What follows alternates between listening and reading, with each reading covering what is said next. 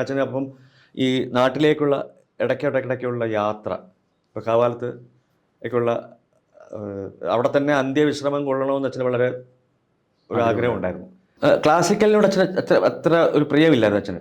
എപ്പോഴും അച്ഛന് ഈ നാടൻ അല്ലെങ്കിൽ സോപാന സംഗീതം, അത് അമ്മയുടെ നിർബന്ധത്തിലാണ് കുട്ടിക്കാലം മുതൽ 5 വയസ്സ് മുതൽ നമ്മൾ ആലപ്പുഴ ഉള്ളപ്പോൾ ഒരു ക്ലാസിക്കൽ അമ്മയുടെ നിർബന്ധത്താൽ നമ്മൾ പഠിച്ചു തുടങ്ങിയതാണ്. ഇപ്പോൾ ഇക്കാലത്ത് നമ്മൾ ഈ കവിതകളെ അവഗണിക്കുന്ന ഒരു കാലഘട്ടത്തിൽ നമുക്ക് വലിയ സങ്കടം വരും. അതുകൊണ്ടാണ് പല കവിതകളുടെ നമ്മൾ തിരഞ്ഞു പിടിച്ച് പല പുതിയ കവികളെയും നമ്മൾ അവർക്കൊരു എന്താ പറയുക, കവികളുടെ കവിതകൾ അവരുടെ മുമ്പിൽ ചൊല്ലുക എന്ന് പറയുന്നത് ഒരു ധന്യമായൊരു നിമിഷമാണ്. അപ്പോൾ അതുകൊണ്ടാണ് അച്ഛൻ തിരുവനന്തപുരത്തേക്ക് വരുന്ന സമയത്ത് വേണിച്ചേട്ടന് ഇത് അഭിനയം അറിയാവുള്ളൂ, അച്ഛന് നാടകമേ അറിയാവുള്ളൂ, കവിത. അപ്പോൾ അച്ഛനോടൊപ്പം വേണിച്ചേട്ടനും എന്നാൽ പിന്നെ അങ്ങ് തിരുവനന്തപുരത്ത് പോയേക്കാം. അച്ഛനെ പോലെയോ ഗുരുവിനെ പോലെയോ വേണിച്ചേട്ടൻ കാണാൻ പറ്റുന്നതും അച്ഛന് മകനെ പോലെയും കാണാൻ പറ്റും. മകനെ പോലെ വെച്ചാൽ അങ്ങനെയല്ല, എപ്പോഴും അച്ഛനെ ഇപ്പോൾ ഈ പ്രായം കുറഞ്ഞവരെയൊക്കെ സുഹൃത്തുക്കളായിട്ടാണ് കണ്ടിട്ടുണ്ട്. അതെ അതെ. ഇപ്പോൾ ഗുരു എന്നുള്ളൊരു തോന്നലൊന്നും അച്ഛനില്ല. എത്രയധികം ഒരു എന്താ പറയുക, ഒരു നടൻ്റെ ആ പരിണാമത്തിൽ അങ്ങനെ ദിശയിൽ എത്തി നിൽക്കുമ്പോഴാണ് ഇപ്പോൾ അവനം കിടമ്പയിലോ അല്ലെങ്കിൽ മറ്റേ ബോധായൻ്റെ മറ്റേ പ്ലേയിലും ഗോപിച്ചേട്ടനൊക്കെ ആയിട്ടുള്ളൊരു പ്ലേ ഉണ്ട്, വളരെ സെറ്റാറാണ്. ആ പ്ലേ ഒക്കെ എത്തി നിൽക്കുന്ന ഒരു നമ്മുടെ ഒരു ഒരു ഒരു ഒരു ഒരു എന്താ പറയുക, ഒരു കരുവാണ്. ആ കരുവിനെയാണ് സിനിമയിലേക്ക് പോകുന്നത്. ലാലൊരു നാടകം ചെയ്യണമെന്നൊരു വന്നു. അപ്പോൾ അച്ഛൻ പലതും ആലോചിച്ചപ്പോഴത്തേക്കും ഒരു സിംഗിൾ ആക്ടർ ഓറിയൻറ്റഡ് ആയിട്ടുള്ള, അല്ലെങ്കിൽ അതിന് മറ്റ് നടന്മാരെ സഹായിക്കുന്ന രീതിയിലുള്ള അങ്ങനെ ഒരു മെയിൻ സാധനം വേണമല്ലോ.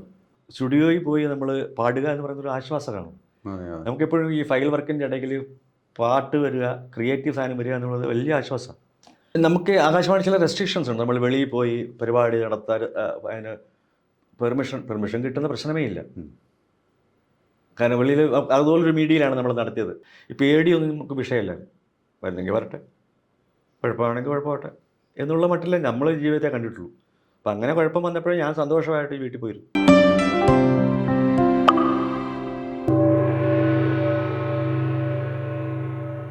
ഈ നമ്മുടെ നാടിൻ്റെ ആലപ്പുഴയുടെ ഒരു സംഗീതം എന്ന് പറയാൻ പറ്റുന്നത് ശരിക്കും നമ്മുടെ ഒരു പരമ്പരാഗത സംഗീത അതിൻ്റെ ഒരു ഏറ്റവും ആഴത്തിലുള്ള ഒരു ആലപ്പുഴയുടെ സംഗീതം നമ്മുടെ ഏറ്റവും കൂടുതൽ കേരളത്തിൽ പ്രശസ്തമാക്കിയത് ഒരുപക്ഷെ നാരായണ പണിക്കർ സാറിലൂടെയാണ്.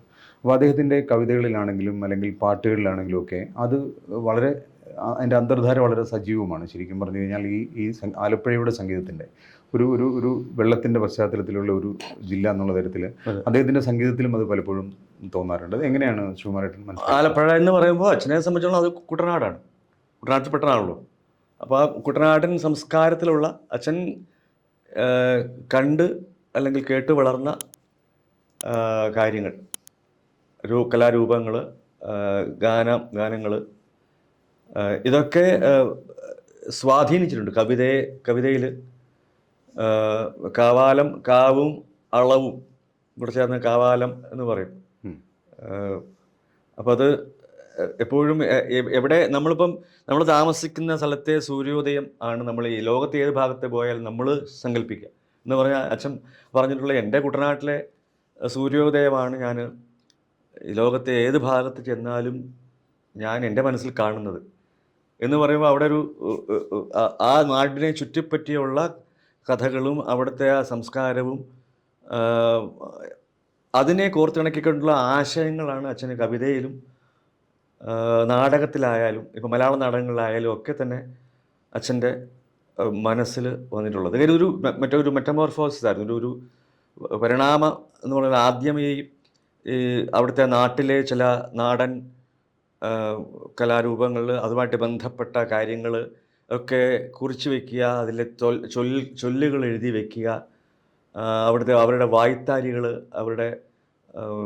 അവിടെയുള്ള സാഹിത്യങ്ങൾ, ഇതൊക്കെ ഇങ്ങനെ അതും കേട്ടും അതും മനസ്സിലിങ്ങനെ കൊണ്ട് ആലോചിച്ച് നടന്നിട്ടാണ് അച്ഛൻ കവിത എഴുതി തുടങ്ങിയത്.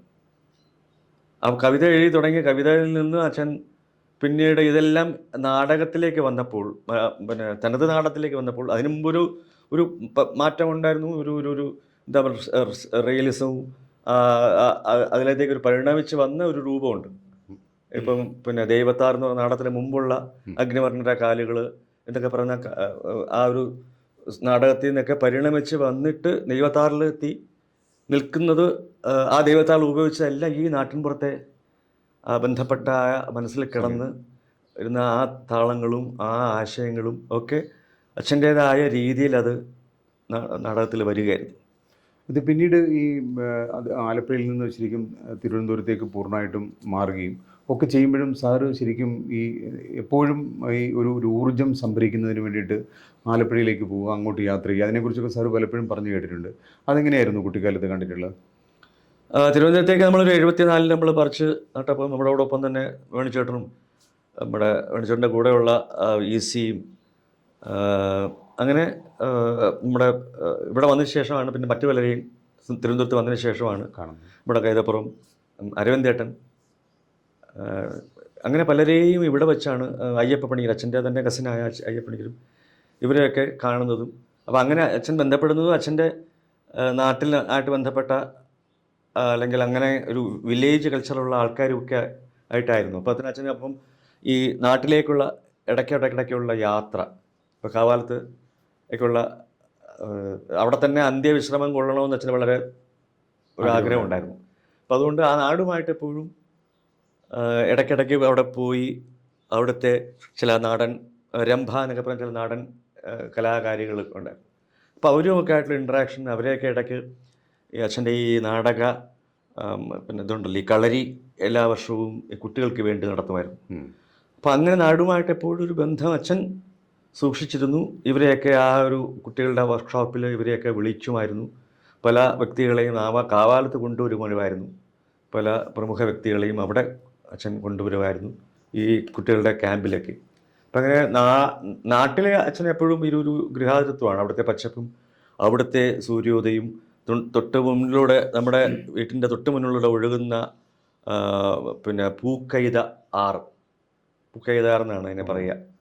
അത് പല പാട്ടുകളിലും ഉണ്ട് അച്ഛൻ്റെ അങ്ങനെ ഒരു പാട്ടുകൾ തുടങ്ങുന്നുണ്ട്, പൂക്കൈതയാറ് എന്ന് പറഞ്ഞിട്ട്. അപ്പം അതൊക്കെ ഈ മനസ്സിൽ കിടക്കുന്ന ഒരു ഇമേജറീസാണ് പലപ്പോഴും. അവിടെ ഈ പിന്നെ നെല്ലളക്കാൻ വരുന്ന ആൾക്കാർ അവർ പറയുന്ന ഒരു രീതിയുണ്ട്. 1 1 2 2 100 ധാരണ, അത് ധരിച്ചോണം, 100 100 പറയായി എന്ന് ധരിച്ചോണം എന്നുള്ള ആ എന്താ പറയുക, നമ്മുടെ നിത്യജീവിതത്തിൽ ഈ സംസ്കാരം നിലനിൽക്കുന്നതിൽ വരെ ഈ സംസ്കാരം ഇങ്ങനെ കിടക്കുകയാണ്. അപ്പം അതൊക്കെയാണ് അച്ഛൻ്റെ മനസ്സിൽ കിടക്കുന്നതും, അതൊക്കെയാണ് കവിതയിൽ സന്നിവേശിപ്പിക്കുന്നതും നാടകത്തിൽ വരുന്നതും. എല്ലാം കണക്റ്റഡ് ആയിട്ടുള്ള കാര്യങ്ങൾ അച്ഛനെ സംബന്ധിച്ച ജീവിതത്തിൽ. കവിതയായാലും നാടകമായാലും മറ്റെന്ത് രചനയായാലും മോഹിനിയാട്ടത്തിൻ്റെ പാട്ടുകൾ ഉണ്ടാക്കുന്നത് അതൊക്കെ കേരളീയമായ കാര്യങ്ങളാണ്. പല കാര്യങ്ങളിൽ ഏർപ്പെടുമ്പോഴും ഒക്കെ ഈ കേരളീയ സംസ്കാരം എന്ന് പറയുന്നത് എപ്പോഴും, അല്ലെങ്കിൽ തൻ്റെ ചുറ്റും കണ്ടു വളർന്ന, തൻ്റെ സ്വന്തം നാട്ടിൽ, സ്വന്തം വില്ലേജിൽ, ഗ്രാമത്തിൽ കണ്ടു വളർന്ന സംസ്കാരത്തെ കലാരൂപങ്ങളിൽ അറിയാതെ സന്നിവേശിക്കപ്പെടുന്നതാണ്. നമുക്കെപ്പോഴും നമ്മൾ വളർന്ന സംസ്കാരത്തിലാണല്ലോ നമ്മൾ ജീവിക്കുന്നത്. അപ്പോൾ ഞാനിപ്പം ക്ലാസിക്കൽ മാത്രം പാടുന്ന ആളല്ല. എനിക്ക് സാധിക്കുന്നത് മറ്റ് കവിതകൾ ചൊല്ലാനും, പെട്ടെന്ന് കവിതകൾ ചൊല്ലാനും, ഒരു നാടൻപാട്ട് ചൊല്ലാനും, അതിൻ്റെ ആ ഒരു എന്താ പറഞ്ഞൊരു തനിമയിൽ നമുക്ക് നമ്മുടെ മനസ്സിൽ കിടപ്പുള്ളതാണ്. അത് കേട്ടുള്ള ശീലമുള്ളതുകൊണ്ടാണ് ആ രീതിയിൽ നമുക്ക് ചൊല്ലാൻ പറ്റുന്നതും ക്ലാസിക്കൽ മാത്രം ഒതുങ്ങാതെ നിന്നതും അതുകൊണ്ടാണ്. ഈ ശിവകുമാരേട്ടൻ അച്ഛൻ എന്നുള്ള തരത്തിൽ ഏത് തരത്തിലാണ് വ്യക്തിപരമായി അദ്ദേഹം ഈ പിന്നെ ഏറ്റവും കൂടുതൽ ക്ലാസിക്കൽ പഠിക്കുകയും ക്ലാസിക്കൽ സംഗീതം പഠിക്കുകയൊക്കെ ചെയ്ത് ഏത് തരത്തിലാണ്? അദ്ദേഹത്തിൻ്റെ വഴി സംഗീതത്തിൻ്റെയും സാഹിത്യത്തിൻ്റെയും വഴിയാണ്. നാടകം, ഇതെല്ലാം കൂടെ ചേർന്ന ഒരു സമഗ്രത അതിനകത്തുണ്ടായിരുന്നു. ശിവകുമാരേട്ടൻ ഈ സംഗീതത്തിലേക്ക് മാത്രം ഫോക്കസ്ഡ് ആവുന്ന സമയത്തൊക്കെയുള്ള സാറിൻ്റെ അഭിപ്രായം എന്തായിരുന്നു? ക്ലാസിക്കലിനോട് അത്ര ഒരു പ്രിയമില്ലായിരുന്നു അച്ഛന്. എപ്പോഴും അച്ഛന് ഈ നാടൻ അല്ലെങ്കിൽ സോപാന സംഗീതം, അത് അമ്മയുടെ നിർബന്ധത്തിലാണ്. കുട്ടിക്കാലം മുതൽ 5 വയസ്സ് മുതൽ നമ്മൾ ആലപ്പുഴ ഉള്ളപ്പോൾ ഒരു ക്ലാസിക്കൽ അമ്മയുടെ നിർബന്ധത്താൽ നമ്മൾ പഠിച്ചു തുടങ്ങിയതാണ്. അപ്പോഴേ നമ്മൾ ഈ നാടകവുമായിട്ട് ബന്ധപ്പെട്ട് ഉള്ള റിഹേഴ്സൽ കാണുക, അതിലെ ഡയലോഗ്സ് നമുക്ക് കാണാൻ പാഠമാണ്. അപ്പോൾ ഒരിക്കലും അച്ഛൻ പറഞ്ഞു ക്ലാസിക്കലിൻ്റെ ആ ഒരു ഇത് വിട്ടിട്ട് നമ്മൾ ഒരു തനി നമ്മുടെ ദേശത്തിൻ്റെ സംഗീതവും ക്ലാസിക്കലും കൂടെ ചേർന്നിട്ടുള്ള, കാരണം അങ്ങനെയാണ് ഇപ്പോൾ ബാലമുരളി കൃഷ്ണ തെലുങ്ക് ഇതാണ്. അപ്പോൾ അദ്ദേഹത്തിൻ്റെ ഒരു തനിമ അതിനകത്തുണ്ട് സംഗീതത്തിൻ്റെ.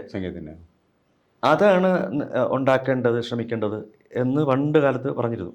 അതുപോലെ നമ്മൾ ചൊല്ലുന്നതിനും നമ്മൾ എന്തെങ്കിലും ഒരു ഒരു ഒരു ഇപ്പം അക്കാലത്തൊക്കെ ശ്ലോകങ്ങൾ ചൊല്ലുക. ഇപ്പോൾ രാമായണമൊക്കെ തുടങ്ങുന്നതിന് മുമ്പ് ശ്ലോകങ്ങൾ ചൊല്ലുക, നിനക്ക് അതിൻ്റെ വ്യക്തിത്വം നീ കീപ്പ് ചെയ്യണം. നിൻ്റെ ശ്ലോകം ചൊല്ലുക രീതി എന്ന് പറയുന്നത് നിൻ്റേതായിരിക്കണം എന്ന് പറഞ്ഞിട്ടുണ്ട്. അപ്പോൾ അതിൽ ഈ അതൊക്കെ എനിക്ക് സാധിക്കുന്നത് ക്ലാസിക്കൽ പഠിച്ചുകൊണ്ടും ഇത് ഇത്തരം സംസ്കാരത്തിൽ ഇപ്പം നാടക സംസ്കാരവും കവിത, അന്നത്തെ കാലത്ത് ഈ കവിതകൾ ഇവർ ചൊല്ലി നടക്കുന്നൊരു കാലഘട്ടമായിരുന്നു.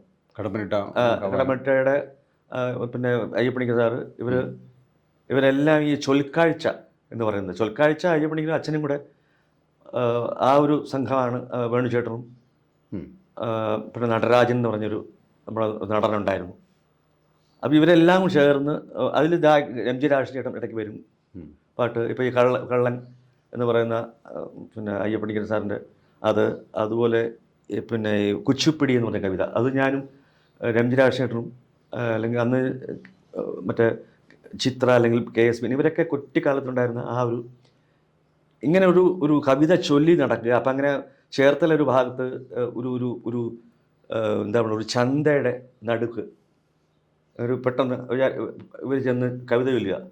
അപ്പോൾ സാധാരണക്കാരാണ് ചന്തയിൽ ചുറ്റും കൂടിയിരിക്കുന്ന ആ മാർക്കറ്റിൽ ഉള്ള സാധാരണക്കാർ ഈ കവിത കേട്ടിട്ട് കള്ളൻ അങ്ങനെയുള്ള ഈ ചൊൽക്കാഴ്ച. അപ്പോൾ അത് അഭിനയിച്ചും കൂടെ കാണിക്കുമ്പോൾ ഇവർ പെട്ടെന്ന് ഓൾ ഓഫ് എ സഡൻ ഇത് ഒരു നോട്ടീസും ഇല്ലാതെ അവിടെ ചെല്ലുമ്പോൾ അങ്ങനെയൊക്കെ കവിതകളെ ജനങ്ങളിലേക്ക് എത്തിച്ചിരുന്ന ഒരു കാലഘട്ടത്തിൽ നമ്മളൊരു ഭാഗമായിരുന്നു. അതുകൊണ്ടാണ് ഇക്കാലത്ത് നമ്മൾ ഈ കവിതകളെ അവഗണിക്കുന്ന ഒരു കാലഘട്ടത്തിൽ നമുക്ക് വലിയ സങ്കടം വരും. അതുകൊണ്ടാണ് പല കവിതകളുടെ നമ്മൾ തിരഞ്ഞു പിടിച്ച് പല പുതിയ കവികളെയും നമ്മൾ അവർക്കൊരു എന്താ പറയുക, നമ്മൾ കവികളുടെ കവിതകൾ അവരുടെ മുമ്പിൽ ചൊല്ലുക എന്ന് പറയുന്നത് ഒരു ധന്യമായൊരു നിമിഷമാണ്. ഞാൻ ഈ പിന്നെ 4-5 കവികളുടെ, അതായത് പിന്നെ അച്ഛൻ്റെയും കുറുപ്പ് സാറ്, സുഗതകുമാരി ടീച്ചർ, ഇങ്ങനെ അക്കിത്തല്ല നമ്മുടെ വിഷ്ണുനാരായണൻ നമ്പൂരി, ഇങ്ങനെ 4-5 പേരുടെ കവിതകൾ ദൂരദർശനിൽ അവരുടെ സാന്നിധ്യത്തിൽ തന്നെ അവരുടെ ഓരോരുത്തരുടെയും ഒരു 10-25 കവിതകൾ വെച്ച് പല എപ്പിസോഡുകളായി ചെയ്ത ഒരു സമയമുണ്ടായിരുന്നു. അപ്പോൾ നമ്മളിപ്പോൾ ഞാനിപ്പോൾ ചൊല്ലുകയാണ്, ഇപ്പോൾ കവിയാണ് സുഗത ടീച്ചറാണ് ഇരിക്കുന്നത്, അല്ലെങ്കിൽ കുറുപ്പ് സാറാണ് ഇരിക്കുന്നതെങ്കിൽ, അച്ഛനാണ് ഇരിക്കുന്നതെങ്കിൽ, നമ്മൾ ചൊല്ലുമ്പോൾ അവരുടെ മനസ്സിലുണ്ട്, അവരുടെ മുഖത്തുണ്ടാകുന്ന ഒരു എക്സ്പ്രഷൻ, എൻ്റെ കവിത എങ്ങനെ ചൊല്ലി, നന്നായിട്ട് ചൊല്ലി, അല്ലെങ്കിൽ അത് എഫക്റ്റീവായിട്ട് ചൊല്ലി എന്ന് പറഞ്ഞ് അവരുടെ അത് കഴിഞ്ഞൊരു കമൻ്റൊക്കെ നാച്ചുറലായിട്ട് വരുന്ന ഒരു സംഭവമായിരുന്നു. ഇത് കേൾക്കുന്നത് നമുക്കൊരു എപ്പോഴും ഒരു എന്താ പറയുക, ധന്യമായ ഒരു മുഹൂർത്തമാണ്. കവിയാണ് ഞാൻ ഏറ്റവും എന്താ പറയുക, സംഗീതക്കാരുടെ ആരെക്കാളും കവിയെ നമ്മൾ ബഹുമാനിക്കേണ്ട വളരെ അത്യാവശ്യമാണ് ഞാൻ കരുതുന്നു. കാരണം ഇത് റിട്ടൺ ആയിട്ടില്ല. ഇപ്പോൾ വാൽമീകിയൊക്കെ എഴുതിയത് എന്തുകൊണ്ട് നമ്മൾ ഇപ്പോഴും വാൽമീകിയെ ഓർക്കുന്നു, എന്തുകൊണ്ട് അധ്യാത്മരാമായണത്തിൽ നമ്മുടെ എഴുത്തച്ഛനെ ഓർക്കുന്നു? സുന്ദരമായ പദാവലികൾ കൊണ്ട് നമുക്ക് നമ്മുടെ മനസ്സിനെ ഓളം ഇങ്ങനെ തല്ലുന്ന ഒരു പ്രക്രിയ നടത്താൻ കവികൾക്ക് സാധിക്കും. നല്ല കവികളായിരിക്കണം. അപ്പോൾ അവർ ഇപ്പോഴത്തെ കവികളാണെങ്കിൽ ശരി, അവർ പഠിച്ച് വരുന്നതും പഴയ ഇത്തരം കവിതകളാണ്. ഇപ്പോൾ പിന്നെ നമ്മുടെ ചെറുശ്ശേരിയുടെ കൃഷ്ണഗാഥയായാലും അധ്യാത്മരാമായണമായാലും ഇതിനകത്തെല്ലാം ഈ മതത്തിന് ഉപരിയായിട്ട്, ഒരു ജാതിക്ക് അല്ലെങ്കിൽ അതിനൊക്കെ ഉപരിയായിട്ട് മലയാള ഭാഷയെ പരിപോഷിപ്പിച്ച ഗ്രന്ഥങ്ങളാണ്. കൃഷ്ണഗാഥയിലൊക്കെ അന്നത്തെ കാലത്ത് പ്രയോഗിച്ചിരിക്കുന്ന പ്രയോഗങ്ങളൊക്കെ കൃഷ്ണഗാഥയെ തൊട്ട് കഴിഞ്ഞിട്ട് അധ്യാത്മരാമായണം വരുമ്പോൾ കുറച്ചുകൂടി സംസ്കരിച്ച ഒരു ഭാഷ വരുന്നു. അപ്പോൾ അതുകൊണ്ടാണ് നമ്മൾ അദ്ദേഹത്തെ എഴുത്തച്ഛനെ നമ്മൾ മലയാള ഭാഷയുടെ പിതാവായിട്ട് നമ്മൾ പറയുന്നത്. അപ്പോൾ അത് ആ ഒരു സംസ്കാരത്തിൽ കാവ്യ സംസ്കാരം നമ്മൾ നശിച്ചാൽ നമ്മുടെ ലോകം സംസ്കാരം തന്നെ അത് ഇല്ലാതാവും. ഇല്ലാതായി പോവും. കാരണം പണ്ട് കവികൾ പറഞ്ഞിരുന്നത് കേട്ടിരുന്ന ഒരു സമൂഹം ഉണ്ടായിരുന്നു. ഇപ്പോൾ വള്ളത്തോൾ പറഞ്ഞാലും എന്തിനും നമ്മുടെ അടുത്ത കാലത്തുള്ള മരിച്ച നമ്മുടെ ഇവരെ കവികളെല്ലാം തന്നെ സുഗതമാരി എത്ര നാൾ നമ്മൾ ഹെലൻ വാലിയൊക്കെ പറ്റി പാടി നടന്നു. അന്ന് ആരും ഗവനിച്ചില്ല. അതെ അതെ. ഇന്നത് ശരിക്കും അനുഭവത്തിൽ ചിത്തഭ്രമമാണെന്ന് പറഞ്ഞു വിചാരിച്ചവരുണ്ട്. അതെ അതെ അതെ. എന്ത് സത്യമായി വന്നു. അപ്പോൾ കവികൾക്ക് ദീർഘദൃഷ്ടിയുള്ളവരാണ് കവികൾ. അവർ എല്ലാ കവികളും പാടിയിട്ടുണ്ട്. വൈലോപ്പിള്ളി തന്നെ പറഞ്ഞിട്ടുണ്ടല്ലോ, ദീർഘദർശനം ചെയ്യും ദൈവജ്ഞനല്ലോ നിങ്ങൾ. അതുകൊണ്ടാണ് നമ്മളിപ്പം സംഗീതക്കാരെന്ന് പറഞ്ഞാൽ നമ്മൾ അവരെന്ത് എഴുതി വെക്കുന്നു അത് പാടുന്നവരാണ്. നന്നായിട്ട് പാടുന്ന സാധിക്കുന്ന സംഗീതക്കാർ. ഇപ്പോൾ ഈ വാഗ്ഗേയകാരന്മാർ സ്വന്തമായി വാക്ക് സൃഷ്ടിച്ച് അവർ തന്നെ പാടുന്ന പിന്നെ കമ്പോസ് ചെയ്ത് വരുന്ന ആൾവരുമുണ്ട്. പക്ഷേ അതൊക്കെ ഈശ്വര പിന്നെ ഈ സ്തുതികളും കീർത്തനങ്ങളും ഒക്കെ ആണല്ലോ. അതിനകത്ത് ഈ പ്രോഫസി എന്ന് പറയുന്ന സാധനം അതിനകത്തില്ല. പക്ഷേ ഇത് ഈ കവികൾക്കിതാണ് ഒരു നമുക്കൊരു അവർക്ക് വരും കാലത്തെ പറ്റിയൊക്കെ ദർശിക്കാനുള്ള ഒരു കഴിവുള്ളത്. അതാണ് അവിടെയാണ് അവർ ഈ കാവ്യ സൃഷ്ടിയിൽ ഏർപ്പെടുമ്പോൾ അവർ ഞാൻ പലപ്പോഴും അച്ഛൻ്റെ കണ്ടിട്ടുണ്ട്. ഏറ്റവും ശ്രദ്ധയോടുകൂടി ഏറ്റവും എന്താ പറയുക കോൺസെൻട്രേഷനോടുകൂടി ഒരു രചന നിർവഹിക്കുമ്പോൾ അവർക്കുണ്ടാകുന്ന ഒരു ധ്യാനാത്മകമായ ഒരു സുഷുപ്തിയുണ്ട്. അത് നമ്മൾ ചുറ്റും നിന്ന് നമ്മൾ എന്ത് ബഹളം വെച്ചാലും അവരത് അറിയില്ല. അവർക്ക് സമാധാനം ഒരു മുറിയിലിരുന്ന് ഒരു അടച്ചിട്ട് മുറി ഒന്നും എഴുതേണ്ട ആവശ്യമില്ല. ഞാൻ അച്ഛൻ്റെ അത് കണ്ടിട്ടുള്ള കാര്യമാണ്. കാരണം എന്ത് നമ്മൾ ചുറ്റും നടന്നാൽ അച്ഛൻ അറിയില്ല. ഒരു ഡ്രീമി സ്റ്റേറ്റ് ആയിരിക്കും അവർക്ക് ചുറ്റും നടക്കുന്നത്. അവർ അതിനകത്തുള്ളിൽ പ്രവേശിച്ചു കഴിഞ്ഞു. അങ്ങനെ ആർക്കും സാധിക്കില്ല. ഒരു ധ്യാന ചെയ്യുന്ന ഒരു ഋഷിക്കേ അത് സാധ്യമുള്ളൂ. അപ്പോൾ അതിന് തുല്യമാണ് ഈ അവർ കാണുന്ന മുൻകൂട്ടി കാണുന്ന പോലെ തന്നെ ഈ കവികൾക്കും അത് സാധിക്കുന്നുണ്ട്. ചില വളരെ എന്താ പറയുക ഒരു പ്രസയിക്കായിട്ടായിരിക്കില്ല, വളരെ ഒളിച്ചും ഒക്കെയാണ് കാവ്യാത്മകമായിട്ടൊക്കെയാണ് അവർ പറയുന്നത്. അതൊക്കെയാണ് നമ്മളിപ്പം എത്രയോ കവിതകൾ നമ്മൾ കണ്ടിട്ടുണ്ട്. ഇപ്പം മരത്തിൻ്റെ സ്തുതി എന്ന് പറഞ്ഞ സുകുമാർ ടീച്ചറിൻ്റെ, അതെ അതെ, അതുപോലെ ഉള്ള സൈലന്റ് വാലിയെ പറ്റിയുള്ള സാറിൻ്റെ സൂര്യഗീതം, സാറിൻ്റെ പിന്നെ ഇതുണ്ട് ഭൂമിക്കൊരു ചരമഗീതം. എത്ര പാടിയാലും എത്ര ചൊല്ലിയാലും അതെ അതെ അത് ഇന്നും പ്രസക്തിയുള്ള കവിതയാണ്. അതെ, സർവകാല പ്രസക്തിയുള്ള കവിത അതാണ്. കാരണം അങ്ങനെ ഭൂമി എപ്പോഴും അതിൻ്റെ എന്താ നമ്മൾ ഉപയോഗിച്ച് അങ്ങനെ അതിനെ നമ്മൾ അങ്ങനെ പോയിക്കൊണ്ടിരിക്കുന്ന ഒരു സമയത്താണ്. ഇനി അതങ്ങനെ സംഭവിക്കുള്ളൂ. അതിനൊരു ചുതി അങ്ങ് അറ്റം വന്നിട്ട് ആണ് ഭൂമി പിന്നെ ഒന്ന് തളിർക്കുന്നത്. അപ്പോഴാണ് ഈ പോപ്പുലേഷനൊക്കെ ഒന്ന് കുറഞ്ഞിട്ട് നമ്മുടെയൊക്കെ ചെയ്തികളൊന്ന് കുറഞ്ഞിട്ട്. കാരണം നമുക്കിപ്പോൾ നമ്മുടെ സ്വഭാവം എന്ന് പറയുന്നത് അത് ചില പ്രകൃതി ദുരന്തങ്ങളൊക്കെ വന്നു കഴിഞ്ഞാൽ നമ്മളൊന്ന് താഴും മനസ്സ്. എന്നാളൊരു വാചകം വായിച്ചത്, ഈ സ്വഭാവം എന്ന് പറയുന്നത് തൽക്കാലം നമുക്ക് നന്നായും നമ്മൾ വിചാരിക്കും. പ്രകൃതി ദുരന്തവും ഒക്കെ കണ്ടിട്ട് ഞാനൊന്നും എല്ലാം പഠിച്ചു, വീണ്ടും തലപൊക്കും. അതിൻ്റെ ആ ഒരു എഫക്റ്റ് കഴിഞ്ഞാൽ വീണ്ടും നമ്മുടെ തനി സ്വഭാവം കാണിക്കുന്ന. അപ്പോൾ ആ തനി സ്വഭാവത്തെ എന്ന് പറയുന്നത് നമ്മൾ വീക്ഷിക്കുന്ന ആ സ്വഭാവത്തെ സംസ്കരിക്കുക, കലയും നമ്മുടെ വായന കൊണ്ടും നമ്മുടെ അറിവ് കൊണ്ടും അതിനെ സംസ്കരിച്ച് കാര്യങ്ങൾ മനസ്സിലാക്കുക. അത് പോകെ നമ്മൾ അത് നടക്കുള്ളൂ. ഒരു വലിയൊരു പ്രോസസ്സാണ് അത് ജീവിതത്തിൽ. നമ്മൾ ഓരോരുത്തരും ഏറ്റെടുക്കേണ്ട. വെളിയിൽ രാജ്യങ്ങളിൽ പോയാൽ അവിടെ വൃത്തിയായിട്ടിരിക്കുന്നു. അപ്പോൾ എന്തുകൊണ്ടാണ് അതിനെ ഒരു നിയമം ഉണ്ടാക്കി അതിന് ശിക്ഷ ഉണ്ടാകും എന്നുള്ളതായിരിക്കും വരുത്തം കൊണ്ടാണ് അത് നന്നായി വരുന്നത്. അപ്പോൾ മനുഷ്യൻ്റെ ഒരു സ്വഭാവത്തെ സംസ്കരിക്കാനായിട്ട് നമുക്ക് സർക്കാരിൻ്റെ ഭാഗത്തു നിന്നുള്ള ചില ശിക്ഷാ നടപടികൾ ഉണ്ടായാൽ അത് ശരിയാവുള്ളൂ. കാവല സാർ തിരുവനന്തപുരത്ത് വന്നതിന് ശേഷം അദ്ദേഹം ആ സമയത്ത് തന്നെ ഈ നെടുമുടി വേണുചേട്ടൻ മുമ്പേ പറഞ്ഞു, പിന്നെ കൈതപ്രം, കടമ്പനിട്ട അയ്യപ്പ പണിക്കർ സാർ, അങ്ങനെ ഒരു വലിയ കൂട്ടായ്മ സാഹിത്യത്തിലുണ്ടാവുകയും അല്ലെങ്കിൽ അവരുടെ നാടക പ്രവർത്തനത്തിലും എഴുത്തിലും ഒക്കെ ഉണ്ടാവുകയൊക്കെ ചെയ്തു. സാറിൻ്റെ പിന്നീടുള്ള ഒരു നാടക ജീവിതം അത് പിന്നീട് വളരെ പ്രശസ്തമായ സംസ്കൃത നാടകങ്ങളിലേക്ക് എത്തുകയും അത് വളരെ സമ്പന്നമായ ഒരു കാലമായിരുന്നു. ആ സമയത്തൊക്കെയുള്ള ഒരു മകൻ എന്നുള്ള തരത്തിൽ എങ്ങനെയാണ് അത് ഓർത്തെടുക്കുന്നത്? ഈ പിന്നെ 78 ഈ മധ്യമ വ്യായോഗം എന്ന സംസ്കൃത ഭാസൻ്റെ നാടകങ്ങളെ അത് ഈ ഉജ്ജയിനിൽ അവതരിപ്പിക്കാനായിട്ട് അതിനു മുമ്പ് വരെയുള്ള ഈ കടമ്പ, അതിന് ശേഷം ഈ സംസ്കൃതത്തിൻ്റെ മലയാള പരിഭാഷ ഒരു നാടകത്തിൻ്റെ ഭഗവത അജ്ജുകം എന്ന് പറയുന്ന ബോധായൻ്റെ നാടകത്തിൻ്റെ ആ, മലയാള പരിഭാഷ അച്ഛൻ ചെയ്തത്. അങ്ങനെ മലയാളം നിൽക്കുന്ന കാലഘട്ടത്തിലാണ് ഉജ്ജയിനിൽ നിന്ന്. അപ്പോൾ ഈ ബൊധായിൻ്റെയൊക്കെ ചെയ്ത വിവരങ്ങളൊക്കെ അവർക്കറിയാം, അവരുമായിട്ട് ബന്ധമുണ്ടായിരുന്നു അച്ഛൻ. ഉണ്ടായിരുന്നു. അപ്പോൾ അവർ ഒരു പ്രാവശ്യം ഈ സംസ്കൃത നാടകം പിന്നെ കാളിദാസൻ്റെ ചെയ്യാമോ എന്ന് ചോദിച്ചിട്ട് ആണ് ആദ്യം അവർ അന്വേഷിച്ചത്. അപ്പോൾ അച്ഛൻ അന്ന് അച്ഛൻ അത് ചെയ്യുന്നതിന് മുമ്പ് ഈ പിന്നെ മധ്യമ വ്യായോഗം എന്ന കാരണം അതിന് അഭിനയ സാധ്യത കൂടുതലുള്ള നാടകങ്ങളാണ് ഇത്, ഊരുഭംഗവും ഒക്കെ. അപ്പോൾ അങ്ങനെ അതിൽ മധ്യമ വ്യായോഗം എന്ന നാടകം എടുക്കാമെന്ന് പറയും. അത് അതിനു മുമ്പ് അച്ഛൻ വായിച്ച് അതിനെ ഒരു സബ് ടെക്സ്റ്റാക്കി ഇങ്ങനെ വെച്ചിരുന്നു.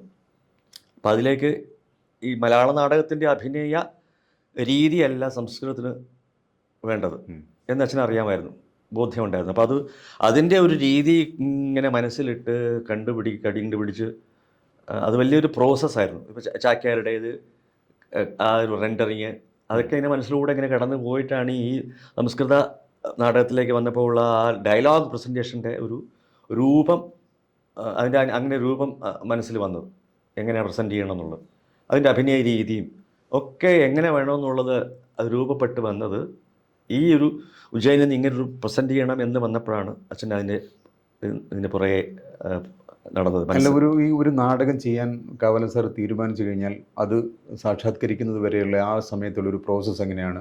ആ സമയത്ത് എനിക്ക് തോന്നുന്നത് പൂർണ്ണമായിട്ടും ഒരു ക്രിയേറ്റീവായ ഒരു ലോകത്തായിരിക്കും സാർ എന്ന് വിചാരിക്കുന്നു. ആ സമയത്തുള്ള ഒരു രീതി എങ്ങനെയാണ് ആയിരുന്നു? എങ്ങനെയായിരുന്നു അത്? ഞാൻ നേരത്തെ പറഞ്ഞ ഈ കവിത എഴുതുമ്പോഴുണ്ടാകുന്ന ഇൻവോൾവ്മെൻ്റ് ഉണ്ട് മനസ്സിൽ. ഇത് നാടകം ചെയ്യുമ്പോൾ ആ ഇൻവോൾവ്മെൻറ്റ് ആക്ടേഴ്സുമായിട്ടാണ് ഷെയർ ചെയ്യുന്നത്. ആ ഇൻവോൾവ്മെൻറ്റും ആ ഒരു എന്താ പറയുക, അതിലേക്ക് ആഴത്തിൽ ഇറങ്ങിച്ചെന്ന് പരിസരം മറക്കുന്ന ഒരു അവസ്ഥ എന്ന് പറയുന്നത് കുറച്ച് ആക്ടേഴ്സുമായിട്ട് ഒരുമിച്ച് പ്രവർത്തിച്ച് ആ തട്ടയിൽ ഇറങ്ങി അച്ഛൻ കാണിച്ചു കൊടുക്കുക, ബോഡി ഫിസിക്കൽ ആക്ടിങ് കൂടെ ഉണ്ടല്ലോ. അതെ. അപ്പോൾ അത് ഇറങ്ങി കാണിച്ചു കൊടുക്കുക, അങ്ങനെ ഇൻവോൾവ് ചെയ്തിരുന്നൊരു കാലഘട്ടം. അത് അവസാനമായപ്പോഴത്തേക്ക് അത് എങ്ങനെ ചെയ്യാൻ പറ്റാത്തതാണ് ഇപ്പോൾ ഈ ശാകുന്തളം മഞ്ജു വാര്യരൊക്കെ ഉള്ളപ്പോൾ ചെയ്തത് അങ്ങനെ. പക്ഷെ അത് നേരത്തെ ചെയ്ത് ശീലമുള്ള നടന്മാർ കൂടെ ഉണ്ട്. ആദ്യത്തെ പ്രൊഡക്ഷൻ പണ്ടത്തെ ചെയ്തിരുന്നു ശാകുന്തളം. അപ്പം അങ്ങനെ അവരുമായിട്ട് പറഞ്ഞ് നിർദ്ദേശം കൊടുത്ത് ചെയ്യിച്ചവരാണ് അവസാനത്തേത്. പക്ഷെ ആദ്യകാലത്ത് അച്ഛൻ ഇറങ്ങി തന്നെ എപ്പോഴും കാണിക്കും അതങ്ങനെയല്ല ചെയ്യേണ്ടത്, ഇങ്ങനെയാണ്. പിന്നെ ഒരു കൂട്ടായ്മ, ഇപ്പം പിന്നെ അവനവൻ കിടമ്പൊക്കെ ചെയ്യുന്നപ്പം അരവിന്ദേട്ടനായിരുന്നു അതിൻ്റെ സംവിധാനം, ചുമതലയുണ്ടായിരുന്നു. അങ്ങനെ എല്ലാത്തിനകത്ത് അതെല്ലാവരും കോൺട്രിബ്യൂട്ട് ചെയ്തിരുന്നു. ഇപ്പോൾ അതിൽ കാണാമെന്ന അയ്യപ്പണിക്കർ സാറാണെങ്കിലും എല്ലാവരും ഒരു കോൺട്രിബ്യൂഷൻ, അതാണ് അവിടെയൊക്കെ കൂട്ടായ്മയായിരുന്നു. പക്ഷെ അതിന് ഏകമായിട്ട് തീരുമാനമെടുക്കുന്ന ഒരാളെ ചുമതലപ്പെടുത്തി. അങ്ങനെ അദ്ദേഹം അത് തീരുമാനിച്ച്. അപ്പം അങ്ങനെയാണ് അച്ഛൻ പിന്നീട് സംസ്കൃതം ഒറ്റയ്ക്ക് ചെയ്തപ്പോഴും നാടകം സംവിധാനം ചെയ്തപ്പോഴും ഈ പല ഇൻപുട്സ് ഇവരുടെ ചർച്ചകളിൽ, ഇപ്പോൾ എന്നും ഉള്ള ചർച്ചകൾ അയ്യപ്പണിക്കരും ഒക്കെ കാണുമ്പോഴുള്ള ഒരുമിച്ചുള്ള ചർച്ചകൾ വളരെ വളരെ ഈ ഫോർമേഷൻ വളരെ ഗുണം ചെയ്യുന്നവരാണ്. ആശയത്തിന് ഒരു എന്താ പറയുക, സംവദിക്കുന്നതിന് ആ സംവാദമൊക്കെ നാടകം ചെയ്യുമ്പോൾ ഗുണം ചെയ്തിരുന്നു. കൺസെപ്ച്വലൈസ് ചെയ്യുക, ഒരു നാടകത്തിൻ്റെ അത് എങ്ങനെയാണ് കൺസെപ്ച്വലൈസ് ചെയ്യുക, എങ്ങനെയാണ് ഒരു കഥാപാത്രം പ്രവേശിക്കുന്നത്, എങ്ങനെയാണ് ആ കഥാപാത്രം ചിന്തിക്കുന്നത്, എഴുതിവെച്ച സ്ക്രിപ്റ്റ് അല്ലാണ്ട് എങ്ങനെയാണ് അവരിലൂടെ ഇത് സംവേദനം നടത്തുക, ഈ ആശയത്തെ എങ്ങനെയാണ് സംവേദിപ്പിക്കുക, അതിനുവേണ്ടി എന്താണ് ഒരു സബ് ടെക്സ്റ്റ് ഉണ്ടാക്കേണ്ടത്, അതിനുവേണ്ടി ചില അഡീഷണൽ മെറ്റീരിയൽ അതിനകത്തില്ലാത്തതൊക്കെ ചിലപ്പോൾ ചെയ്യേണ്ടി വരും. ഇപ്പോൾ ഈ ഒരു ഭംഗത്തിലുള്ള കർണൻ ദാനം ചെയ്യുന്നത്, കാരണം ദാനം അതൊരു വിപുലമായ ഒരു പ്രോസസ്സായിട്ടാണ് ആ ദാനത്തിനെ. കാരണം അവസാനം ഞാൻ എൻ്റെ ശരീരത്തിൻ്റെ ഭാഗം തന്നെ ആയ ഈ കവച കുണ്ടലങ്ങൾ ഞാൻ തരുന്നു എന്ന് പറയുന്ന വരെയുള്ള ഭാഗങ്ങൾ കുറേ ദാനങ്ങൾ ഇങ്ങനെ ഓഫർ ചെയ്യും. അതൊന്നും എനിക്ക് വേണ്ട എന്ന് പറയുന്നുണ്ട്. അപ്പോൾ അതിനെ ഒരു തിയേറ്ററിക്കൽ ഒരു എന്താ പറയുക, അതിനെ എങ്ങനെയാണ് ഒരു തിയേറ്റർ എക്സ്പീരിയൻസ് ആക്കി അതിനെ ഒരു സ്റ്റേജിൽ അവതരിപ്പിക്കേണ്ടത്. അപ്പോൾ അതൊരു വിപുലീകരണമാണ്. ചെറിയൊരു വാചകം, ഒരു സെൻറ്റൻസിനെ അല്ലെങ്കിൽ 2 സെൻറ്റൻസിനെ എടുത്ത് വിപുലീകരിക്കുക എന്ന് പറയുന്നത് നാടകത്തിൽ പ്രാവർത്തികമാക്കിയ ആളാണ്. സംഗീതത്തിൽ അതുണ്ട്, ഒരു വിപുലീകരണമുണ്ട്. ഇപ്പോൾ ഒരു കീർത്തനത്തിൻ്റെ ഒരു വരിയെടുത്ത്, അപ്പോൾ ഹിന്ദുസ്ഥാനിലാണെങ്കിലും അതിനെ ഇട്ട് വിപുലീകരിച്ച് അതിൻ്റെ പല സാധ്യതകളും, രാഗത്തിൻ്റെ സാധ്യതകൾ, രാഗത്തിൻ്റെ എവിടെയൊക്കെ എന്തൊക്കെ ഭാവങ്ങൾ ഈ ഒരു വരിയിൽ അല്ലെങ്കിൽ 2-3 വരികളിൽ എങ്ങനെ കൊടുക്കാം, അവിടെയാണ് കല. യെസ്. ഇപ്പോൾ നമ്മൾ ആ ആ വിപുലീകരണത്തിൻ്റെ ഇത് തോത് കുറച്ചിട്ട് നമ്മൾ എങ്ങനെ കവിതയിൽ ചെയ്യാം.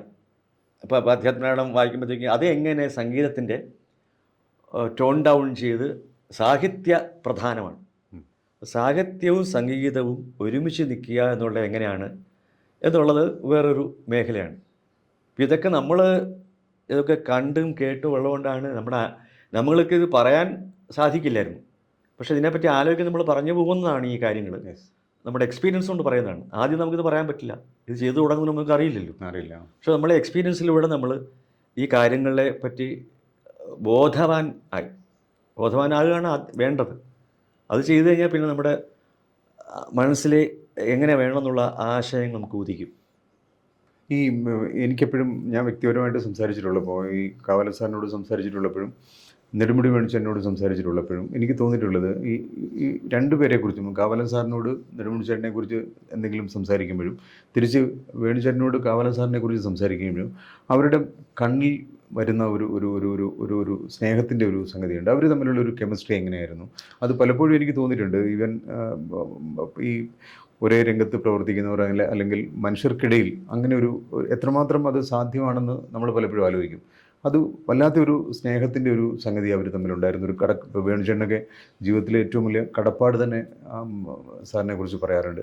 അത് മകൻ എന്നുള്ള തരത്തിൽ എങ്ങനെയാണ് കണ്ടിട്ടുള്ളത് അവർ കാണുന്ന ആ കാലം തൊട്ട്? കാരണം അച്ഛൻ്റെ ഈ നാടക സങ്കല്പത്തെ ആദ്യത്തെ നടനാണ്. അതിന് മുമ്പ് ഉണ്ടായിരുന്ന നടന്മാർ പാലഞ്ചേരി മണി, ജി ശിവരാമൻ എന്നൊക്കെ പറഞ്ഞ ആലപ്പുഴയിൽ നമ്മളിങ്ങനെ ഒരു എന്താ പറയുക, ഒരു അമച്വറായിട്ട് നമ്മൾ ചെയ്തുകൊണ്ടിരുന്ന ഒരു കാലഘട്ടം ഉണ്ടായിരുന്നു അതിന് മുമ്പ്. പക്ഷെ ഒരു നാടകത്തെ വളരെ സീരിയസ് ആയിട്ട് അതിനൊരു മാറ്റം വന്ന ആ ഘട്ടത്തിലെ ആദ്യത്തെ നടനായിട്ട് പറയാം. കാരണം അത് കാലം കണിയാനായിട്ട് ദൈവത്താറിൽ വേഷം ഇടുന്നു. അതൊരു ഒരു വേണുവിന് പറ്റിയ ഒരു വേഷം കൂടെയാണ്. ഉടുക്കൊക്കെ കൊട്ടി ഗണപതി താളവും അല്ലെങ്കിൽ അങ്ങനെയൊക്കെ പറഞ്ഞ് സ്റ്റേജിൽ ഇങ്ങനെ എന്താ പറയുക, സകല ഈ പിന്നെ ചാടി കളിച്ച് സ്റ്റേജ് മുഴുവൻ യൂട്ടിലൈസ് ചെയ്ത് അങ്ങനെ വരുന്ന ഒരു നാടക ആ സമ്പ്രദായത്തിൻ്റെ തുടക്കത്തിലെ നടനാണ്. അപ്പോൾ അന്ന് തൊട്ടുള്ള അതുകൊണ്ടാണ് അച്ഛൻ തിരുവനന്തപുരത്തേക്ക് വരുന്ന സമയത്ത് വേണുചേട്ടന് ഇത് അഭിനയം അറിയാവുള്ളൂ, അച്ഛന് നാടകമേ അറിയാവുള്ളൂ, കവിത. അപ്പോൾ അച്ഛനോടൊപ്പം വേണുചേട്ടനും എന്നാൽ പിന്നെ അങ്ങ് തിരുവനന്തപുരത്ത് പോയേക്കാം. അങ്ങനെയാണ് ഇവിടെ വരികയും അങ്ങനെ തുടർന്നുള്ള പിന്നെ ആ അവനവും കടമ്പയും മറ്റ് 2 നാടകങ്ങളൊക്കെ കഴിയുമ്പോഴത്തേക്കാണ് സിനിമയിലേക്ക് പോകുന്നത്. എങ്കിലും ഈ നാടകവും സംഘവുമായിട്ടും അച്ഛനുമായിട്ടും ഒക്കെ ഇപ്പോഴും ബന്ധമുണ്ടായിരുന്നു. ഇടയ്ക്കിടയ്ക്ക് വരുമ്പോൾ അവനിപ്പോൾ അവനവും കടമ്പ തന്നെ അതിൻ്റെ എത്രയോ 20 വർഷം കഴിഞ്ഞപ്പോൾ ഒന്ന് കളിച്ചു. അങ്ങനെ പല ഒരു പോയിന്റിൽ അത് കളിക്കുകയുണ്ടായി. രണ്ടാമത് അന്ന് കളിച്ചവർ തന്നെ വീണ്ടും കളിക്കുക. അപ്പം അങ്ങനെ ഒരു ബന്ധം രണ്ടുപേരും അങ്ങോട്ടും ഇങ്ങോട്ടും പുലർത്തിയിരുന്നു. അതുകൊണ്ടാണ് കാരണം അച്ഛനെ പോലെയോ ഗുരുവിനെ പോലെയോ വേണുചേട്ടൻ കാണാൻ പറ്റുന്നതും അച്ഛന് മകനെ പോലെയും കാണാൻ പറ്റും. മകനെ പോലെ വെച്ചാൽ അങ്ങനെയല്ല, എപ്പോഴും അച്ഛനെ ഇപ്പോൾ ഈ പ്രായം കുറഞ്ഞവരെയൊക്കെ സുഹൃത്തുക്കളായിട്ടാണ് കണ്ടിട്ടുണ്ട്. അതെ അതെ. ഇപ്പോൾ ഗുരു എന്നുള്ളൊരു തോന്നലൊന്നും അച്ഛനില്ല. എന്തെങ്കിലും പഠിപ്പിച്ചു അങ്ങനെയൊന്നുമില്ല, എന്തെങ്കിലും ചെയ്തു എന്നും അതൊന്നും തോന്നുന്നില്ല. പക്ഷേ ഫ്രണ്ട്ഷിപ്പാണ്, മനുഷ്യർ തമ്മിലുള്ള സൗഹൃദമാണ്. അച്ഛൻ എപ്പോഴും മുതിർന്നവരായിട്ടും ആയിരുന്നില്ല സുഹൃത്തുക്കൾ, എപ്പോഴും വളരെ ചെറുപ്പമായിരുന്ന ആൾക്കാരുമായിട്ടാണ് അച്ഛൻ്റെ സൗഹൃദം. ഈ കോവിഡ് സമയത്ത് വേണുചേട്ടനുമായിട്ട് ഒരിക്കൽ ഒരു കാര്യത്തിന് കുറേ ദിവസം സംസാരിക്കുന്ന സമയത്ത് വേണുചേട്ടൻ പലപ്പോഴും ആവർത്തിച്ച് പറഞ്ഞ ഒരു കാര്യം, ഈ കാവാലൻ സാറിൻ്റെ ആ നാടകങ്ങൾ അന്ന് സജീവമായിട്ട് വന്നിരുന്നതിന് ശേഷം അദ്ദേഹം വേണുചേട്ടൻ സിനിമയിൽ വളരെ തിരക്കിട്ട് പോയി. അതിനുശേഷം പലപ്പോഴും ഒരു നാടകം അവതരിപ്പിക്കത്തക്ക രീതിയിലുള്ള സമയം കണ്ടെത്താൻ കഴിഞ്ഞിട്ടില്ല. അത് വളരെ വിഷമത്തോടുകൂടി പറഞ്ഞിരുന്നു. കാരണം കുറച്ചുകൂടി അദ്ദേഹം നാടകത്തിന് വേണ്ടി സമയം മാറ്റിവെക്കേണ്ടതായിരുന്നു. പക്ഷേ സിനിമയിലെ തിരക്ക് കാരണം അത് പറ്റിയില്ല എന്ന് പറഞ്ഞിട്ടുണ്ട്. അങ്ങനെ കാവാലൻ സാറിനും തോന്നിയിട്ടുണ്ടാവുമോ? കാരണം അദ്ദേഹത്തിൻ്റെ മനസ്സിലുള്ള നാടകങ്ങൾ സാക്ഷാത്കരിക്കാൻ വേണുചേട്ടനെ പോലുള്ള ഒരു നടൻ ആവശ്യമാണെന്ന് പലപ്പോഴും തോന്നിയിട്ടുണ്ടാവുമല്ലോ. തീർച്ചയായിട്ടും. കാരണം എത്രയധികം എന്താ ഒരു നടൻ്റെ ആ പരിണാമത്തിൽ അങ്ങനെ ദിശയിൽ എത്തി നിൽക്കുമ്പോഴാണ് ഇപ്പോൾ അവനം കടമ്പയിലോ അല്ലെങ്കിൽ മറ്റേ ബോധായൻ്റെ മറ്റേ പ്ലേയിലും ഗോപിച്ചേട്ടനൊക്കെ ആയിട്ടുള്ളൊരു പ്ലേ ഉണ്ട്, വളരെ സെറ്റയറാണ്. ആ പ്ലേ ഒക്കെ എത്തി നിൽക്കുന്ന നമ്മുടെ എന്താ പറയുക ഒരു കരുവാണ്. ആ കരുവിനെയാണ് സിനിമയിലേക്ക് പോകുന്നത്, നഷ്ടപ്പെടുന്നത്. സിനിമയ്ക്കത് പ്രയോജനപ്പെട്ടു, വേണിച്ചേട്ടനും അത് പ്രയോജനപ്പെട്ടു. പിന്നെ തിരിച്ച് വരാൻ പറ്റാത്ത രീതിയിൽ അവിടെ തിരക്കായി മാറി. പക്ഷേ ഇത് നമുക്ക് ഈ ഒരു തോന്നലൊക്കെ കുറേ കഴിയുമ്പോഴാണ് നമുക്ക് അല്ലേ ഈ ഒരു കുറ്റബോധവും നമുക്കൊക്കെ ഉണ്ടാകും. നമുക്കത് ചെയ്യാൻ പറ്റിയില്ലല്ലോ, അന്ന് അത് രണ്ടിനും സമയം കണ്ടെത്താമായിരുന്നു എന്നുള്ള തോന്നൽ പിന്നീട് ഉണ്ടാകാം. ഇടയ്ക്ക് പിന്നെ മോഹൻലാൽ അത് വളരെ കഴിഞ്ഞിട്ട് കർണഭാരം ചെയ്യാൻ സമയം കണ്ടെത്തി. ആ കർണഭാരത്തിൻ്റെ തുടക്കം എങ്ങനെയാണ്? അത് കവല സാർ വിശദമായിട്ട് പറഞ്ഞിട്ടുള്ളതാണ്. എങ്ങനെയാണത് അത് അങ്ങനെ മോഹൻലാലിലേക്ക് എത്തുന്നതും അതൊരു വലിയ മലയാളം നാടകം ചെയ്യണമെന്നൊരു വന്നു. അപ്പോൾ അച്ഛൻ പലതും ആലോചിച്ചപ്പോഴത്തേക്കും ഒരു സിംഗിൾ ആക്ടർ ഓറിയൻറ്റഡ് ആയിട്ടുള്ള, അല്ലെങ്കിൽ അതിന് മറ്റ് നടന്മാരെ സഹായിക്കുന്ന രീതിയിലുള്ള അങ്ങനെ ഒരു മെയിൻ സാധനം വേണമല്ലോ. അപ്പോൾ അതിന് കർണഭാരം ആയിരുന്നു സൂട്ടബിൾ. കാരണം കർണനെ ചുറ്റിപ്പറ്റിയാണത്. മറ്റതിലെല്ലാം മറ്റ് രണ്ട് മൂന്ന് പേരുണ്ടല്ലോ നായകനായിട്ട്. മധ്യമനായകനാണെങ്കിലും ഭീമനുണ്ട്. അപ്പം അങ്ങനെ പിന്നെ ഒരു സിംഗിൾ ആക്ടർ ഓറിയൻറ്റഡ് ആയിട്ടുള്ള ഒരു നാടകം സംസ്കൃതത്തിൽ തന്നെ വേണമെന്നുള്ള ഇതുണ്ടായിരുന്നു. അപ്പോൾ മോഹൻലാലിന് പറഞ്ഞിട്ടുള്ളതാണ്, അത് വായിച്ചാൽ 15 മിനിറ്റുള്ള സ്ക്രിപ്റ്റാണ്. അത് ഹൃദിസ്ഥമാക്കാൻ വളരെ മിടുക്കനാണ്. പിന്നെ അത് തട്ടയിലിറങ്ങി ചെയ്യുമ്പോഴാണ് അതിൻ്റെ വിപുലീകരണം, നേരത്തെ സൂചിപ്പിച്ച വിപുലീകരണം എന്ന് പറയുന്ന സാധനമുണ്ടല്ലോ. 15 മിനിറ്റ് സ്ക്രിപ്റ്റിനെ എങ്ങനെ വിപുലീകരണം, അതിനെ അഭിനയിച്ച് അതിനെ വിപുലീകരിക്കാം. നമുക്ക് അതിനും വലിയ വിപുലീകരണമാണ് കഥകളിയിലും മറ്റിലൊക്കെയുള്ള കലാരൂപങ്ങൾ, നമ്മുടെ കലാരൂപങ്ങളുള്ളത്. വിപുലീകരണം കൂടുതലാണ്. പക്ഷെ നാടകത്തിലേക്ക് വരുമ്പോൾ അതിനെ ഒരു മിനിമൈസ് ചെയ്ത് എത്ര കണ്ട് അതിനെ ചെയ്യാമെന്നുള്ളത്. പക്ഷേ ഇത് നേരത്തെ ചെയ്ത ഒരു നാടകമാണ്, അതുകൊണ്ട് തന്നെ കുറച്ച് എളുപ്പമായിരുന്നു. അതിലേക്ക് വരുമ്പോഴത്തേക്കും അത് വളരെ എളുപ്പമുള്ള ഒരു പ്രോസസ്സായിരുന്നു. കാരണം എല്ലാപ്പോൾ ഒരു ആക്ടർ വരുമ്പോൾ അത് വളരെ ചലഞ്ചിങ്ങുമാണ്. അതിനും അത് ചലഞ്ചിങ്ങാണ്. ആദ്യമായിട്ടാണ് ഇങ്ങനൊരു സാധനം സംസ്കൃതത്തിൽ ചെയ്യുക. മലയാളത്തിൽ ചെയ്ത് അങ്ങനെ ഒരു ഭാഷയിൽ ചെയ്യുമ്പോൾ ഉണ്ടാകാവുന്ന കുറേ ബുദ്ധിമുട്ടുകൾ ഉണ്ടായിട്ടുണ്ടാവില്ലേ? അത് പഠിക്കുന്ന ഉൾപ്പെടെ, അത് പെർഫോം ചെയ്യുന്ന ഉൾപ്പെടെ. അത് അങ്ങനെയൊന്നുമില്ല. അതൊക്കെ വളരെ, കാരണം ഇതൊരു പ്രോസസ്സാണിത്. പഠിച്ചു കഴിഞ്ഞു. ഡയലോഗ് എങ്ങനെയാണെന്ന് പറഞ്ഞാൽ അച്ഛൻ റെക്കോർഡ് ചെയ്ത് അത് കേട്ട് അതെപ്പോഴും ചെവിയിൽ കേട്ട് അതങ്ങ് പഠിച്ചു. പിന്നെ ഇറങ്ങുമ്പോഴാണല്ലോ അതിനെ ഒന്ന് എങ്ങനെ കുറിച്ച് ഇംപ്രവൈസ് ചെയ്യണം എന്നുള്ളത്. അതൊരു ചലഞ്ച് വെച്ചാൽ അങ്ങനെയല്ല, ഒരു പ്രോസസ്സാണ്. കാരണം ഇതിൻ്റെ ഒരു വർക്ക് ആക്ച്വലായിട്ടുള്ള ഒരു മാസത്തെ ചെയ്യുന്നതിന് മുമ്പ് തന്നെ ഇത് പഠിച്ചു കഴിഞ്ഞു. പിന്നെ ആ ഒരു മാസത്തേക്കുള്ള ആ ഒരു സമയത്തേക്കുള്ള ആ ഒരു പിന്നെ പ്രോസസ്സ് എന്ന് പറയുന്നത് പിന്നെ ഈസിയാണ്. ഈസി. അങ്ങനെ ഒരു വയബിളായിട്ടുള്ളൊരു ആക്ടറാണല്ലോ എങ്ങനെ നമ്മൾ കൊണ്ടുപോകുന്ന. ഈ മോഹൻലാലിൻ്റെ കാര്യം പറഞ്ഞപ്പം നിങ്ങൾ തമ്മിൽ പഠനകാലത്തൊരു ഒരു ബന്ധമില്ലേ? ആ സമയം എങ്ങനെയായിരുന്നു? ആ സമയത്തൊക്കെ നമ്മൾ കോമേഴ്സ് ഡേക്കൊക്കെ ഞാൻ കോമേഴ്സ് ആയിരുന്നു, ഞങ്ങൾ രണ്ടുപേരും ഒരു വർഷം എൻ്റെ ജൂനിയറായിട്ടും. കോമേഴ്സ് ഡേക്കൊക്കെ നമ്മൾ പുള്ളി നാടകം ഏൽപ്പിക്കാൻ ഞാൻ എന്തെങ്കിലും കാര്യങ്ങളെ എന്തെങ്കിലും സംഗീതമൊക്കെ അവിടെ ഒരു മേളമായിരുന്നു അവിടെ. അപ്പം അങ്ങനെ ഒരു നമുക്ക് പോകുമ്പോഴൊക്കെ കാണുന്ന ഒരു വ്യക്തിയാണ്. സൗഹൃദം അന്നില്ലായിരുന്നു. നമ്മൾ ഒരു ജൂനിയറായിട്ട് പഠിക്കുക. എൻ്റെ ക്ലാസ്സിൽ പഠിച്ചതാണ്, എന്നോടൊപ്പം പഠിച്ചതാണ് പിന്നെ ലാലിൻ്റെ സുഹൃത്തായ അശോക് കുമാർ. അപ്പം അങ്ങനെ അശോക് വഴിയുള്ള സൗഹൃദമാണ് ഉണ്ടായിരുന്നത്.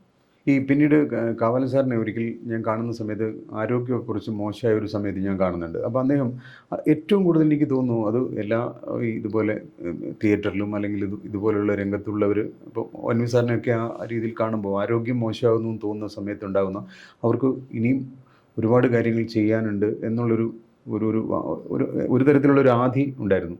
കാവാലൻ സാറും അത് അങ്ങനെ ചെയ്തിട്ടുണ്ട്. തീർച്ചയായിട്ടും. ആ സമയം എങ്ങനെയായിരുന്നു? തീർച്ചയായിട്ടും കുറേ കാര്യങ്ങൾ കാണാൻ പാതി വഴിക്ക് ഇട്ടിട്ട് പോകേണ്ടി വന്നു.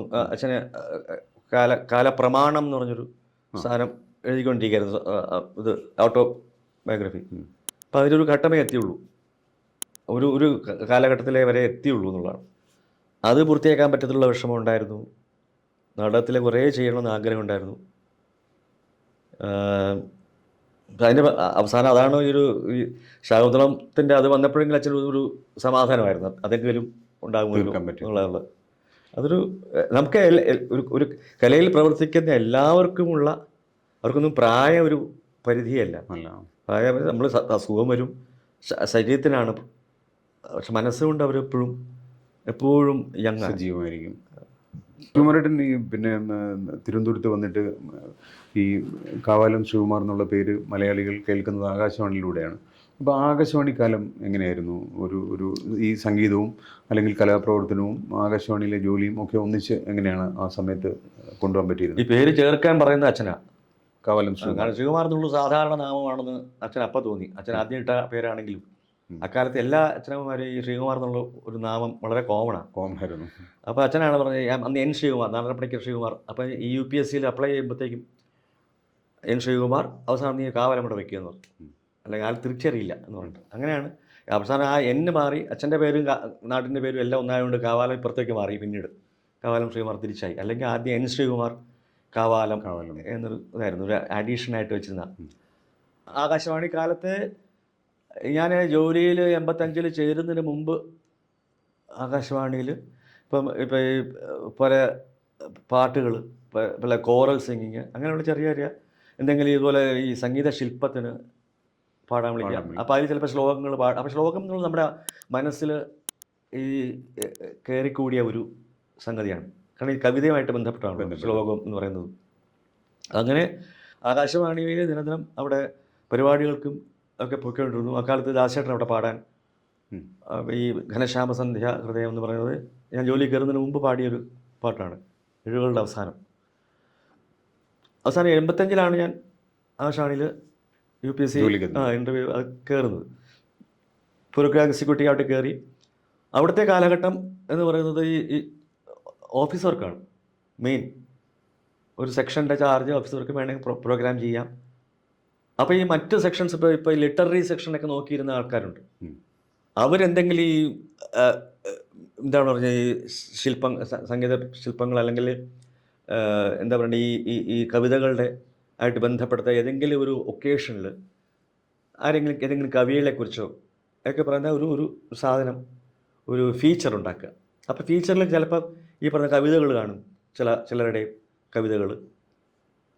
അത് ഞാൻ എൻ്റെ ഓഫീസ് വർക്കിനിടയ്ക്ക് അവിടെ അവൈലബിൾ ആയിട്ടുള്ള ഞാനും ചിലപ്പോൾ പെരുമ്പാവൂർ സാറും കാണും. അങ്ങനെ വളരെ കുറച്ച് പേരെ അവൈലബിൾ ആയിട്ടു. അപ്പോൾ അതിൽ ഞാൻ എപ്പോഴും അവിടെ തന്നെ ഞാൻ ഈ ഓഫീസ് വർക്കാണ് സീറ്റിൽ കാണും. അപ്പോൾ എന്നെ അവിടെ നിന്ന് വിളിക്കുമ്പോഴത്തേക്കും എനിക്കതൊരു സ്റ്റുഡിയോയിൽ പോയി നമ്മൾ പാടുക എന്ന് പറയുന്നൊരു ആശ്വാസമാണ്. നമുക്കെപ്പോഴും ഈ ഫയൽ വർക്കിൻ്റെ ഇടയിൽ പാട്ട് വരിക, ക്രിയേറ്റീവ് സാധനം വരിക എന്നുള്ളത് വലിയ ആശ്വാസമാണ്. അങ്ങനെ ആ ഒരു ശീലം അത് പിന്നെ പലതിലേക്കും നയിച്ചു. പലതും നമുക്ക് കൈകാര്യം ചെയ്യാൻ, അനായാസമായി കൈകാര്യം ചെയ്യാൻ ഒരു ശീലം ആകാശവാണി നിന്നാണ് കിട്ടിയത്. അവിടെ നിന്നാണ് ഈ രാമായണത്തിൻ്റെ തുടക്കവും, കോഴിക്കോട് നിന്നാണ്. അപ്പോൾ ഈ കവിതകൾ എന്ന് പറയുന്നത് അവിടെ ഒരു പാഷൻ അല്ലെങ്കിൽ അതിനുള്ളൊരു ഇഷ്ടം അവിടുന്ന് വീണ്ടും കൂടി വരികയായിരുന്നു. വീട്ടിൽ കേട്ട കാര്യങ്ങൾ അത് പിന്നെ ജോലി കിട്ടിയപ്പോൾ അവിടെയും ഇത്തരം അവസരങ്ങൾ നമുക്ക് വന്നു.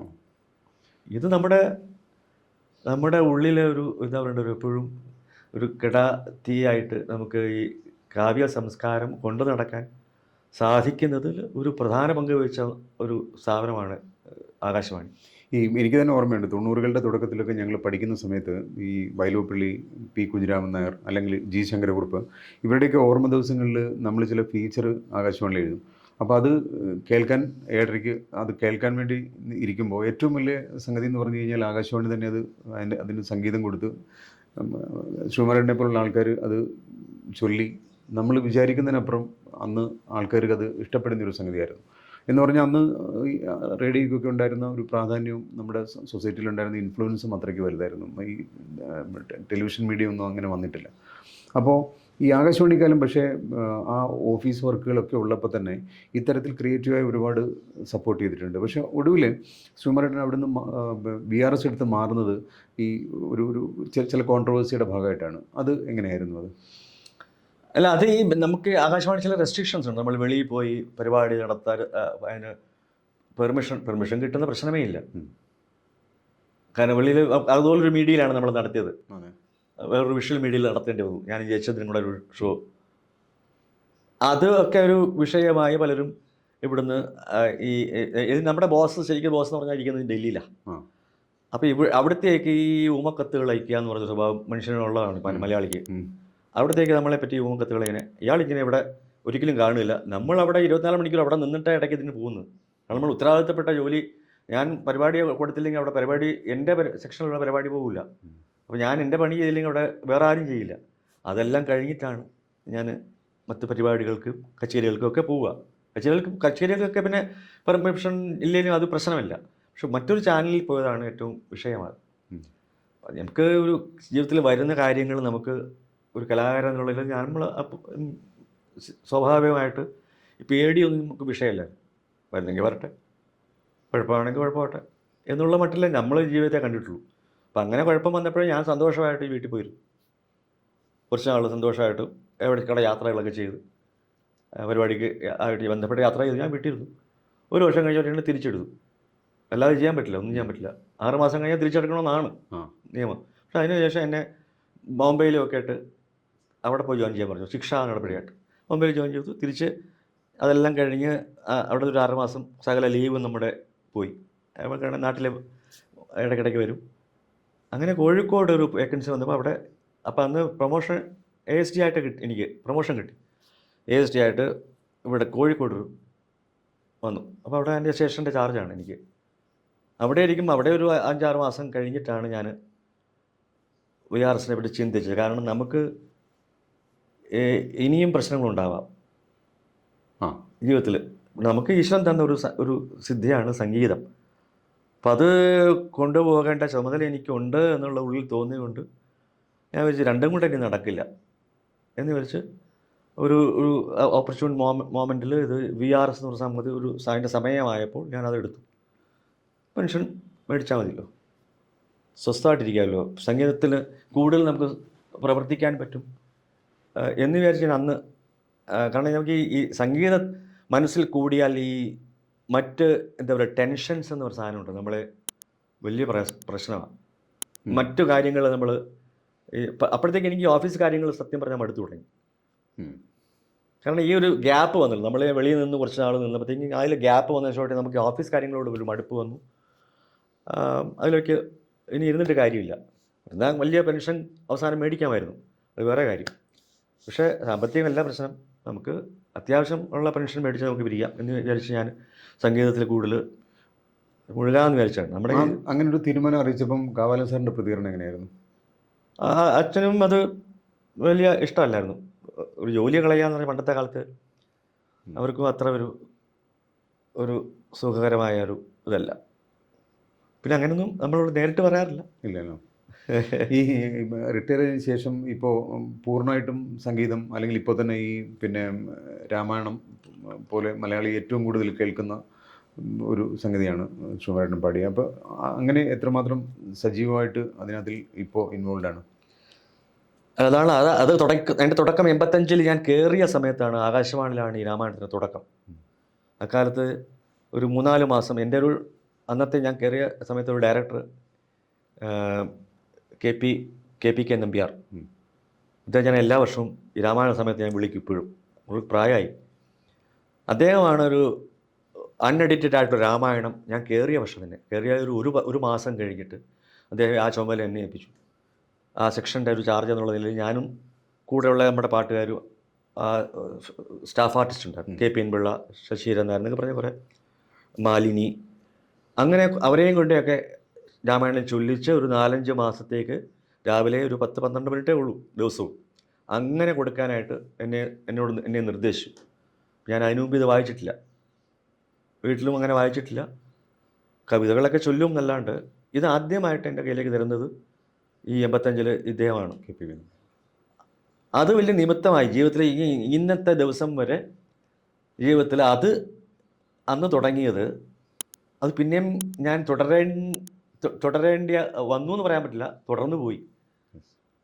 തുടർന്ന് വന്നാൽ അതൊരു ഭാരമായിട്ട് എടുക്കില്ലേ? ആ ഭാരമല്ലായിരുന്നു, അത് വലിയ അനുഗ്രഹമായിട്ട് സംഗീതത്തോടൊപ്പം ഇതും എനിക്ക് കൊണ്ടുപോകാനൊരു ഭാഗ്യം, ഒരു അനുഗ്രഹം അന്ന് തൊട്ട് വന്നു.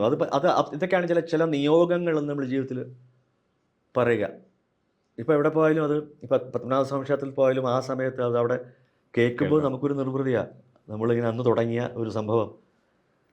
അവിടേക്കാണ് നമ്മൾ ഈ ഒരു ഒരു അളവ് പോലൊന്നും ഒന്നും ചെയ്യാൻ പറ്റില്ല. നമുക്ക് ഇതിലേം കൊണ്ട് നമുക്ക് കിട്ടാൻ പറ്റില്ല, ആ ഒരു അളവ് പോലില്ല.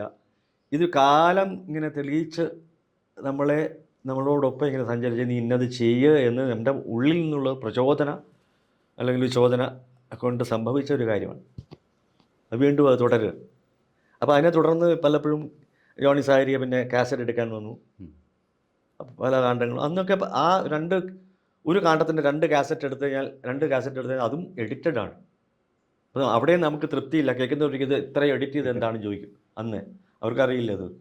പിന്നീടാണ് യൂട്യൂബ് വന്നപ്പോഴാണ് നമുക്ക് സമയപരിധിയില്ല, അൺഎഡിറ്റഡ് ആയിട്ട് ഈ 32 ദിവസം നമുക്ക് ഓരോ മണിക്കൂർ വെച്ച് കൊടുക്കാൻ പറ്റും എന്നത്. അത് കൂടുതലും സാധിച്ചത് ഈ കോവിഡ് സമയത്താണ് ഇതിന് സമയം കിട്ടിയത്.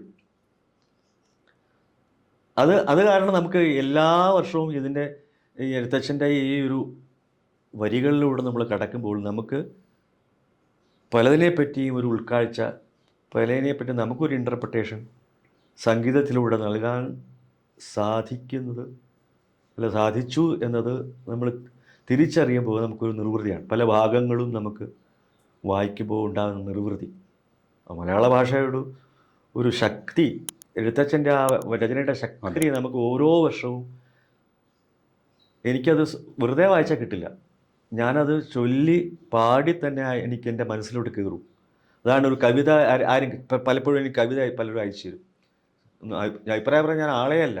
ഞാൻ പറഞ്ഞു എനിക്ക് പാടാൻ പറ്റുമെങ്കിൽ, എനിക്ക് ചൊല്ലാൻ ഭംഗിയായിട്ട് പറ്റുമെങ്കിൽ അതിൻ്റെ ഒരു വിലയിരുത്തൽ ഞാൻ പറയാം, അത്രേ പറ്റുള്ളൂ എന്ന് പറയും. കാരണം അങ്ങനെ ഈ പറഞ്ഞ എന്താ പറയണ്ട, ഈ വാക്കുകളുമായിട്ടുള്ള ബന്ധം, മലയാള ഭാഷയിലെ വാക്കുകളും പ്രയോഗങ്ങളുമായിട്ടുള്ളൊരു ബന്ധം എനിക്ക് വന്നത്, അല്ലെങ്കിൽ ഞാനിപ്പോൾ ഇതിൻ്റെ മുമ്പിലിരുന്ന് 2 വാക്ക് പറയാൻ സാധിക്കുന്നത് അധ്യാത്മരാമായണം തുടങ്ങി വെച്ച അന്ന് തൊട്ട് ഉള്ള ഒരു എന്താ പറയുക, നമുക്ക് നമ്മുടെ ഒരു ഇതാണ്, പ്രോസസ്സാണ്. അല്ലെങ്കിൽ വെറും ഒരു പാട്ടുകാരനായിട്ട് ഒന്നും സംസാരിക്കാൻ പറ്റാത്തനായിട്ട് മാറിയേനെ ഞാൻ എന്ന് കരുതി ആയിരിക്കണം ഇങ്ങനൊരു നിയോഗം വന്നത് എന്ന് ഞാൻ വിശ്വസിക്കുന്നു.